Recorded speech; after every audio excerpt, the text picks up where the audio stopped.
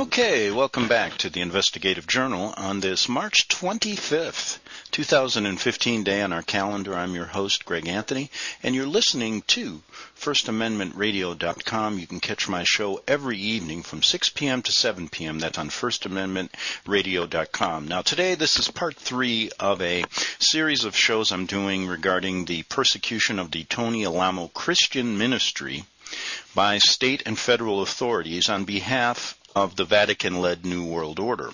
Now, you're not going to hear that type of presentation anywhere on the mainstream news. You're not going to hear it anywhere on the alternative media, because this show, folks, is the alternative to the alternative. You know, you really have to peel away the onion today to get to the truth, and that comes from me, a journalist who worked first in the mainstream, then in the alternative, and found in both cases that you might as well just call them controlled opposition. Now, I took up the cause of the Tony Alamo ministry for one reason. I took it up, one, as a journalist to get the side of the other side of the story that's never told on the mainstream news, and secondly, because I was a law school graduate, and I believe he received a terrible defense and was subject to a kangaroo court and subject to basically a frame job. Not only on this case, but for over 40 years. They've been trying to put an end to the success of this ministry by spreading the gospel, by sending out millions and millions of pieces of literature regarding the Vatican's intent on behind the scenes of control in this government, as well as the history of the Vatican going all the way back to the Reformation, when back then, basically they used to behead and burn people if they read the Bible. Now it's a bit different. And the Alamo ministry tried to show that the Vatican has never changed in light of the fact that they have come out publicly with this ecumenical movement that's trying to gather everybody under the Mother Church, including Protestants who are falling for this charade, so to speak.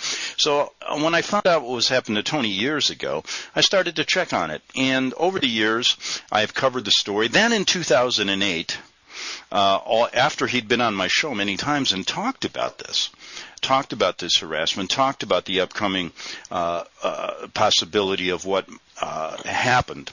I documented the raid on the first part of this show.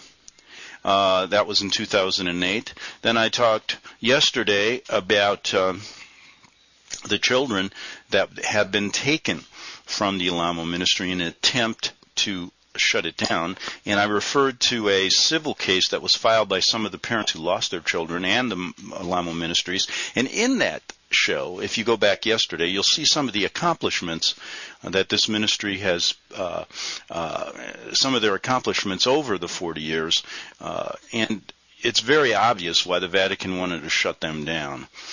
First of all, anyone who crosses the Vatican line is considered by the mainstream or the alternative media as crazy.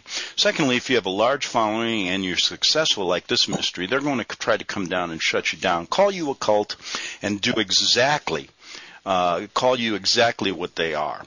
Now, over the years, and especially since I think it's last July, I've covered this story in depth, and you can go back and go to my website. I'm putting up most of the shows now from the past months, and you can find them there as they're being put up monthly. And I wanted to do that for a case because what happens is people forget about this. And so I am constantly reminding people that this story exemplifies really the loss of freedom of religion and freedom of speech in this country. Now, on yesterday's show, this civil case that's been filed really documented, and I'm going to go back to it today in this third-part series, and I may continue this tomorrow if I don't get done what I want to today, but there's always another day, and I will continue on this story, because I told you it was a three-prong approach here. They had to discredit Tony Alamo, and two, that's obvious over the years what they've tried to do. Secondly, they had to disband this ministry. I mean, it wasn't good enough just to put him in jail. They had to figure out a way to stop the people that were passing out this information And I documented what they did yesterday on this show, what they were doing, and how they were getting across to millions of people across the world regarding gospel literature, which basically, the reason that it's important is that if you read the Bible, you don't need the Vatican. And you'll find that a lot of their traditions are pagan. And that's what they were trying to tell you. And any Bible reader would agree with that. But what I don't like, I go to a lot of churches just to listen to these Protestant churches, to listen to these pastors, and none of them will really get down to the truth, what's going on. And, you know, they won't out the Vatican at all because the Bibles have been sanitized. Yes. And if you start really researching what the Vatican has done to the Bibles, how they've changed a lot of things, how they've muted the real message that the reformers back in the Reformation period tried to tell people about the Vatican being basically the seat of evil. And it is amazing when you start looking at this story. And one of the reasons why I got interested is because I lived in Rome for 6.5 to 7 years, and born a Catholic, went there without knowing any of this stuff back in the early 80s, and really firsthand saw a lot of what Tony Alamo and others in this country were telling people years ago before really the internet even sprung up. So anyway, I wanted to let you know that I wanted you to hear his side, this side of the story, which you're never going to get. And as the evidence mounted it, as I did this, I saw a frame job. I saw how they were trying to dismantle this ministry in a three-prong approach. One, discredit Alamo. Two, take away the children of the ministry, which would disband all the parents, and that would really basically, if anybody read this story, what parent in their, was going to get involved now at this point, knowing they may lose their children. And three, then take away the property. So I got two. Before I get back to that case I was talking about yesterday, let me read a couple things from a parent that lost his children that I talked with, and I've talked to a number of them. And it's really a sad story because many of them were bribed. Basically, they said, if you can lie about Tony and provide us some evidence, we'll give you back your kids tomorrow. Basically showing what they were really all about. Now, I'm going to present several things here. One, I'm going to present to you some information by a parent that lost their children. Not long, maybe 3 to 4 paragraphs of what I asked questions, and I got this response. And then secondly, I'm going to show you some behind-the-scenes information regarding the taking of their property. Not only was it involved in this criminal case that was filed against Tony, which had an offshoot of a civil case, of course, after that, which led to a $530 million settlement for some of these victims who admittedly at the end recanted. And if you looked at how they were put into custody to get this testimony and bribed and basically coerced, you see what a sham this was from the beginning. And I'm going to show you that the federal government had been trying to get this property for years prior to that and was successful based on other cases they filed, and I'll get to that. And then thirdly, I want to show you back in a real important part of the testimony in this civil case filed by some of the parents to show the unconstitutionality of the taking of their children and of the silencing of this ministry involving the First, Fourth, and 14th Amendments. And show you how the government really doesn't abide by the Constitution. So let's start right there with some information given by a parent. And he says, this is a Mr. Krantz. He says, you asked Greg if I had more information. Thank you so much for communicating with us. There are so few people that try and get this other side of the story. There is one piece of information I'm thinking of as I'm listening to you talk about the case and people being harassed and hounded to help convict Pastor Tony Alamo. I personally wasn't close to any of the females involved in the suit or the conviction, but I'm one of the parents who lost 6 children to that federal effort. The FBI agent Randall Harris who headed the harassment and was actually coaching the prosecution witnesses at Pastor Alamo's trial.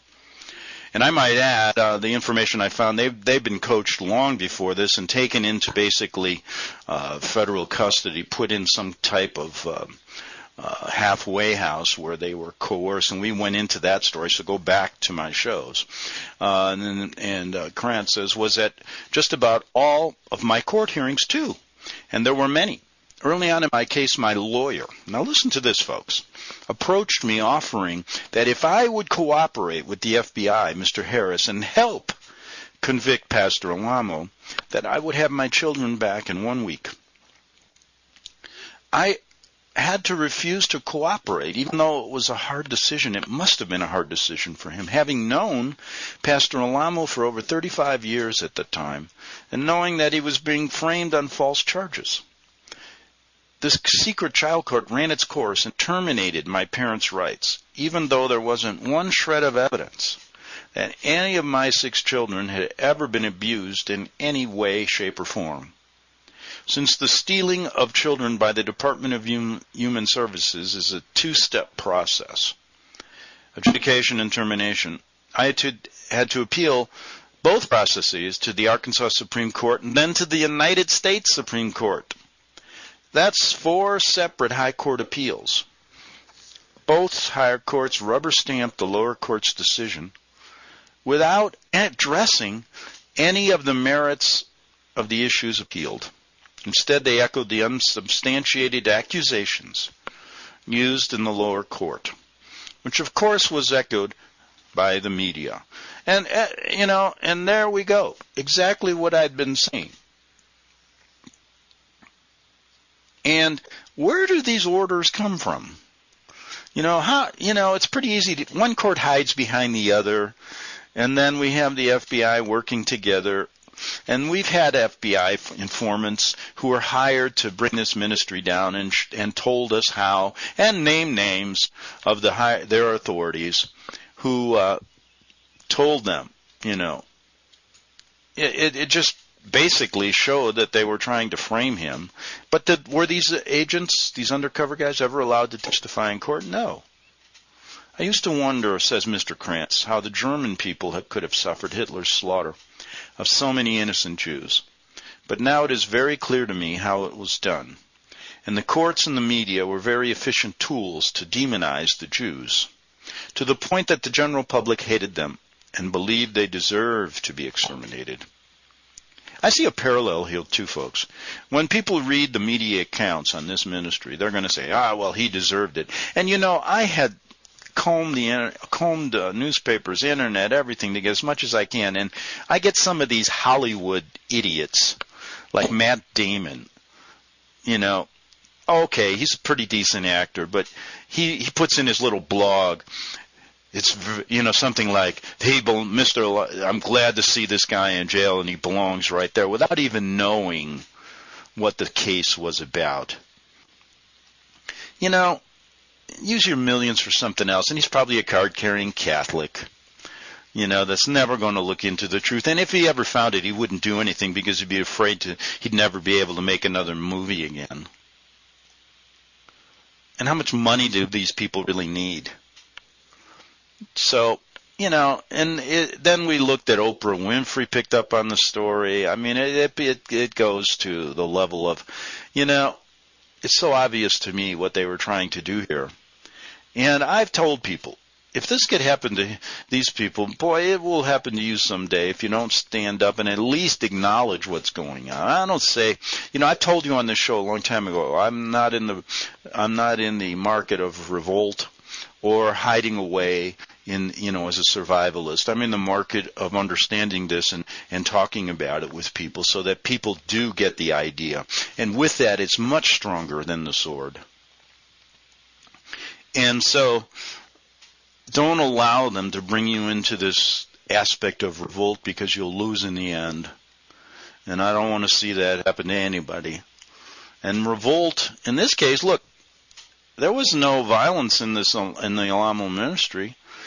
The only thing they really did was pass out too much literature and talk too much on the radio and get too many people to listen to what they were saying. And that to the Vatican was a crime, because in Vatican canon law, anybody that doesn't follow the Pope is considered a heretic, and any crimes against them are crimes, including jailing, including what they're doing here. This is nothing to, when they look at canon law, this is justified. And so now you know why the people of the Inquisition and the people in the 15th and 16th and 17th century hated this organization, and many of them fled here to get away from them. But, thanks to our good old beginnings of our country and the formation of America, and thanks to the complicity of many of the leaders back when our country was formed with the Vatican, they were allowed to enter. And you see how this Vatican cancer has grown if you really understand the truth. So Mr. Krantz says, I used to wonder how the German people could have suffered Hitler's slaughter of so many innocent Jews. But now it is very clear to me how it was done. The courts and the media, very efficient tools to demonize the Jews to the point that the general public hated them and believed they deserved to be exterminated. This, by the way, is very analogous to the process used to crucify Lord Jesus. Betrayal, false witnesses, corrupt judicial system, manipulation of the masses, murder. And he says, I hope this helps a bit. And Bert, it helps a lot, because it shows the real truth behind this case. And whether they don't succeed in court, I think if people really look behind the scenes, they'll see the truth too. And that's really more important, because we know what we're up against with this corrupt system that we live in. And, I've talked many times about how this story is very important, and that's really one of the reasons why I cover it, and why I'm writing a screenplay and also a stage play. Somebody yesterday said, why don't you use the title Remember the Alamo? And people would read it that way, but it's Remember the Alamo, and then put under that Ministries. And that's not a bad title. I'm thinking about it. But anyway, the screenplay is moving along well, and it'll remain. I'm going to try, once I'm finished with it, to get it done in a theater. And I know it's not going to appeal to Hollywood, because this idea that the Jews control Hollywood is completely ridiculous. If there's some Jews there, they're papal court Jews, and with the Vatican behind everything, that the money is there, and all you got to do is look back at some of the movies that have been out to really change the truth. Angels and Demons by Brown, and Tom Hanks, I think, was starring in that, along with Ron Howard was directing. Showed it was just completely opposite. They claimed that the Vatican was fighting the Illuminati, when I say many times the Vatican is the Illuminati, and that's the real crux. And those guys who made the movie got funded. They were in Rome talking to the cardinals, and much of it was shot on Vatican property. And the whole thing was designed to give you this idea that the church has been split, and there's this good and the bad, and the good side of the church has always been there. They haven't had anything. Oh, of course, the low-level people are decent, and they don't know what's really going on. But these high-level people have never been any good. And they are the Illuminati. And that's the real shame of that movie. And shame on you, Tom Hanks and Ron Howard, with all your money. You can find, if you spend a couple days when you're not filming, researching the truth, you'll see that you presented the American people nothing but lies. And they paid well for it, though. And that was a very successful. You made a lot of money on it, though, didn't you? But anyway, that's the way the world turns. So anyway, I wanted to bring that to you. Got about 5 minutes in this first segment. And, I'm going to get to that complaint, because there's an information in that civil case, and Mr. Krantz referred to it in this statement to me, that I want to bring to you again today in the second half hour. But I did receive some information, because in the third part, I've done shows on the taking of the church property, and it's kind of a story that I centered on basically the fact that because of the criminal trial, the defendants then filed a civil case and won the largest settlement in Arkansas history. Can you believe that? What about the Vatican? Why not take some of their property? You know how a double standard is here? If all the cases were adjudicated this way against priests around the world who have been, either convicted or hidden away for child abuse, pedophilia, whatever have you, even murder. I mean, we've documented that in the mission school stories in Canada and here. The Vatican then, all the children in Catholic schools would be in foster care or taken out. All of their property would have been taken away, and they wouldn't have one stitch of property, but they still remain the second largest property holder in New York. And that's just the tip of the iceberg if you look around the world with their over 200 concordats. And look up what a concordat is, and really how they call themselves a religious organization is beyond me. I mean, even when Reagan, back in the 70s, reinstituted diplomatic relations with the Vatican after they'd been cut off since the killing of Lincoln, because our leaders back then knew the Vatican was involved, is a travesty. Lawsuits were filed by other church groups saying the Vatican's getting special privileges. Those cases never saw the light of day. So you wonder who controls the courts and who controls the behind-the-scenes activities of our government. It's pretty obvious. Now, I looked into this case regarding the taking of the church's property as the final straw. You know, they wanted it's a complete wipeout. However, I found it interesting. They're still functioning well under the circumstances. They still receive over 300,000 hits on their website every week. They still pass out a bunch of literature that they always did. They're still trying to maintain some kind of semblance of normality in the face of all of this. But behind the scenes, there's more to what they've been, as over the 40 years that they've been persecuted. This wasn't the first attempt at the taking of property. And I've gotten some really interesting information that shows you that this guy, Randall Harris, has been involved in this case since 1988 trying to bring this ministry down, this FBI guy who was at all the Burt Krantz hearings and basically was trying to orchestrate this whole thing. And then I saw how they been trying to take away this property long before and have been successful in taking much of the church property on other bogus cases. And I want to bring that up before I get back into that complaint. I've got about a minute, so let me not start it right now and then have to break off.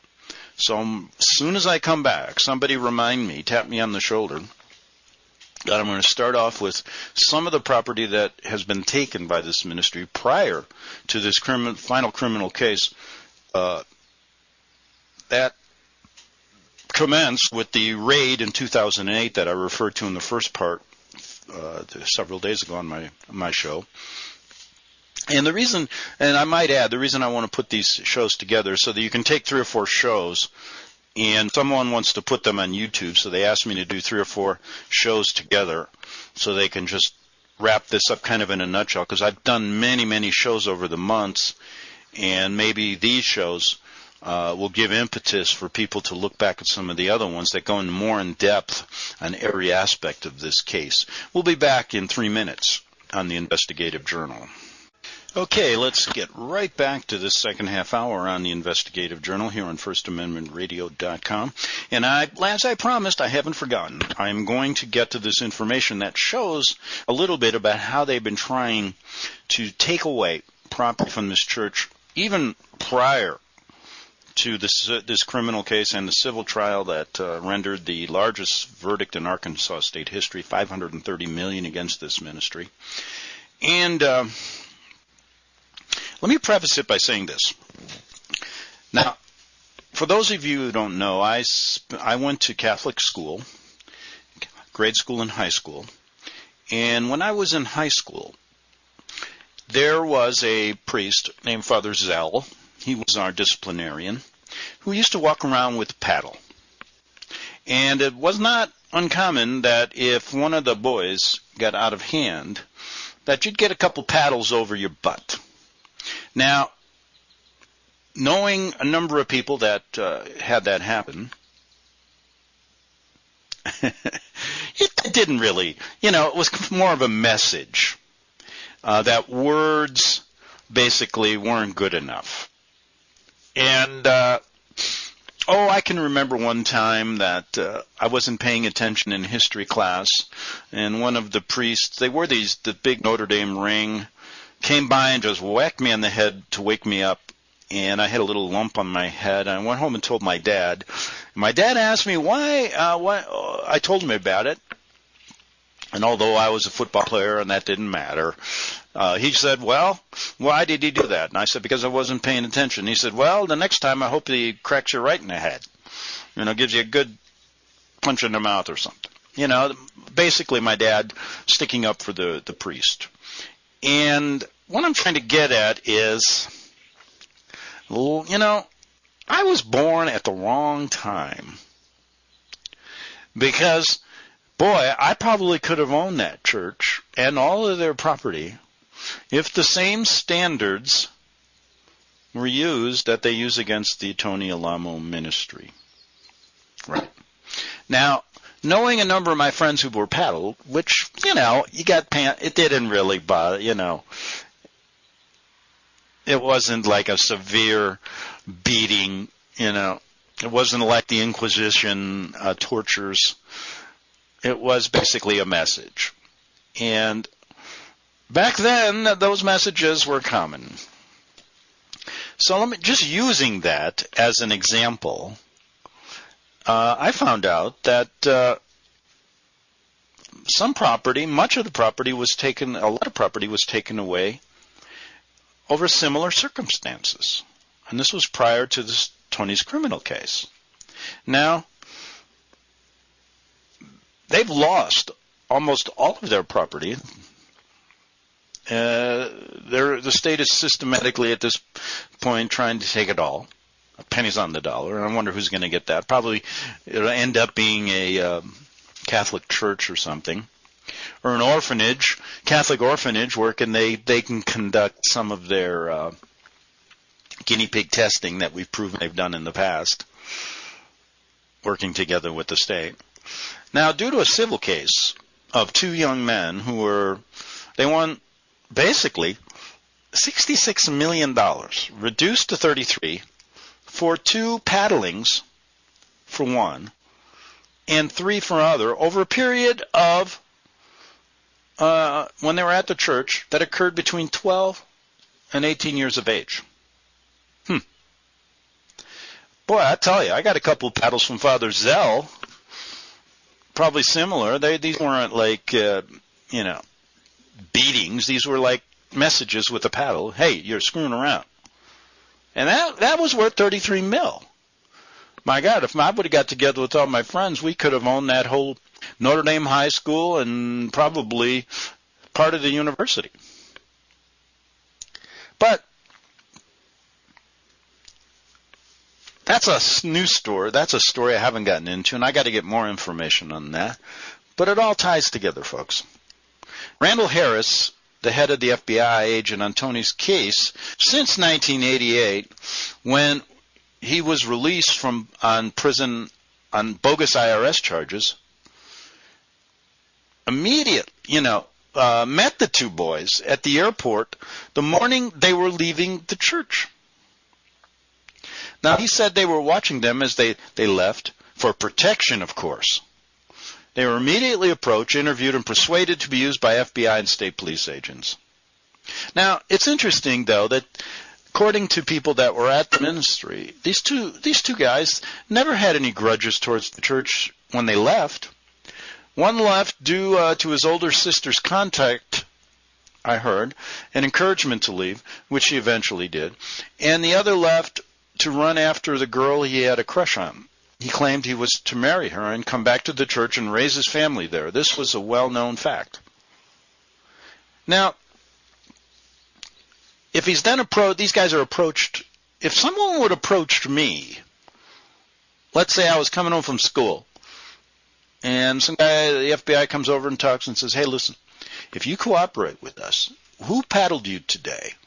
And how bad? Well, I got hit on the butt. I don't, no bruises, just got hit on the butt. Well, if you cooperate with us, we'll help you file a lawsuit again, and you can win a lot of money. And think about it, what your family may need it. You got a young little brother who needs it. Wow, coercion right there. Now, I found out that time shortly after Tony's arrest, their superzealous attorneys teamed up with them. Yeah. The attorney David Carter is quoted as saying he was going to, quote, tear the roof off of every one of the church properties. And he had a good old buddy, Judge Bryant, all working together, ignored all of the church members' claims to the properties and agreed with them that Tony Alamo was the true owner so they could take the property away. Now, Bryant was also the magistrate, so these guys have been around a while, over Tony's 2255 appeal, which was one of his appeals, which I've gone over on this show regarding the frame job in his criminal trial. He was also the one to deny allowing Tony bond after his arrest in 2008. And, he presided over the boys' cases, Andrasik and Kalagna and other boys who were taken. Bryant would not allow, now this is interesting, any jury instructions to include the Arkansas law that states that paddling like this and this does not constitute abuse. And it's legal in Arkansas, but that wasn't allowed in. To me, it's just incredible. This is just a little slice of information to show you what was going on even prior to this criminal case. Now let's get back to the complaint that I've been reading and the case that was filed to show the unconstitutionality of the taking of these children and other things that went on to dismantle this ministry. In one part, in the allegations, they say that the defendants, and the defendants in this case were the Arkansas, the authorities behind the Human Services in Arkansas. They were said to have implemented bad faith unconstitutional policies carried out by agents, servants, and employees that was urged upon the Circuit Court of Miller County, Arkansas, regarding the individual case plans. When you look at these case plans for reunification of the children now in foster care, they're in foster care with parents who are church members. The parents were told they must abandon church-sponsored housing and secure secular employment outside the church in order to get their children back from the state. Now, this is such an unconstitutional policy. They're basically telling them how to live their life, how to worship. Where's the freedom of religion? How to work. Where's your freedom of movement? Where's your freedom of, there's none. It reminds me of Nazi Germany. Oh, you do this, you do that. Big brother knows. This is such an unconstitutional policy, folks.